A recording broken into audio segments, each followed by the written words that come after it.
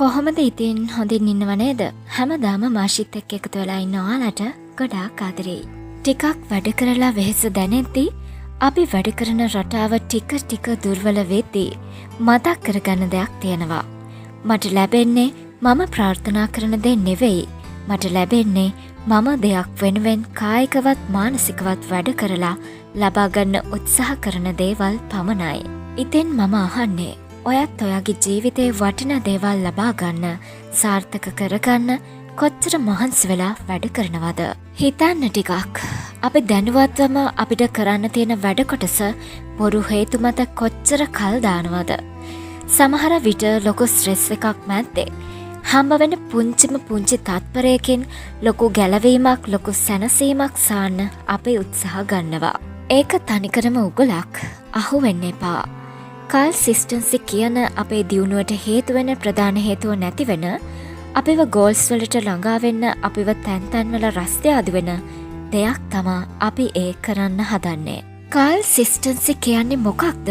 සරලවම කිව්වොත් ට්‍රැක් පනින්නේ නැතිව තමන්ගේ අරමුණු වෙනුවෙන් ට්‍රැක් එකේම ඉඳගෙන දවස ගානෙම ඔබේ අරමුණු වෙනුවෙන් සමාන හෝ වැඩි දායකත්වයක් හෝ ලබා දෙමින් වැඩි වැඩ කොටසක් කරන එක. කන්සිස්ටන්සි තමා සාමාන්‍ය දේවල් දවසක ස්පෙෂල් දේවල් කරන්නේ. ඔබ ආස නැද්ද? මේ ජීවිතේ කොයි තරම් දුරක් ඔබට යන්න පුළුවන්ද කියලා බලන්න. ඒක කොයි තරම් සතුටක්ද එක්සයිට්මන්ට් එකක්ද කියලා ඔබම හිතලා බලන්න. ඩොලර් මිලියන 25ක වත්කමක් හිමි තාරා ජීපී හෙන්සන් තමා එහෙම කියන්නේ. ඇය කියන්නේ මම හැම වෙලාවකම මට අභියෝග කරනවා. මට අභියෝග කරමින් මාව ඉදිරියට තල්ලු කරනවා. මට මේ ජීවිතේ කොයි තරම් දුරක් යන්න පුළුවන්ද කියලා බලනවා. තමන්ගේ දියුණුව වෙනුවෙන් හීන දකින්න. හැබැයි පුංචියට හිතන හැම තිස්සෙම බයෙන් ජීවත් වෙන අයෙක් ඔයාගේ හීන ෂෙයා කරගන්න එපා. මොකද එයාලා හිතන්නේ නිතරම කියන්නේ ඒ දේවල් ප්‍රායෝගික නැහැ කියලා. එයාලා කියන්නේ මේ ලෝකෙ දියුණුවක් වෙන්න පුළුවන් උපදින්ම අරගෙන ආපු වාසනාවකට විතරයි කියලා. ඒක තනිකරම බොරුවක්.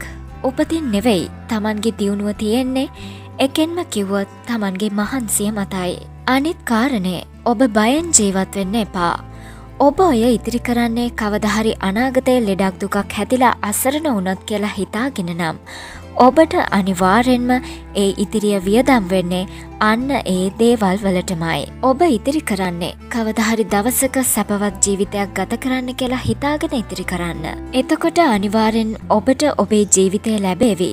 ඒ නිසා කවදාවත් බයෙන් සැකෙන් ඉතිරි කරන්නවත් ජීවත් වෙන්නවත් එපා. අරමුණු කරා යන්න මයින්ඩ් සෙට් එකට එකතු කරගන්න තමන්ගේ ට්‍රැක් එකේ ඉඳගෙන වැඩ කරන්න පුරුදු වෙන්න. එහෙම නැතිව අද කරන්න තියෙන වැඩේ හෙටට කල්දදා ඉඳලා තමන්ගේ ගෝල්ස් වලට යන්න තියෙන පාරවල් වසා ගන්න එපා. එහෙනම් ඔයාලට good luck. මාෂි අදට ගිහින් එන්නම්. පරිස්සමින් ඉන්න. වීඩියෝ එක බලලා ලයික් කරලා කමෙන්ට් කරලා ෂෙයා කරන්නත් සබ්ස්ක්‍රයිබ් කරන්නත් අමතක කරන්න එපා කියලා ආදරෙන් ඉල්ලනවා.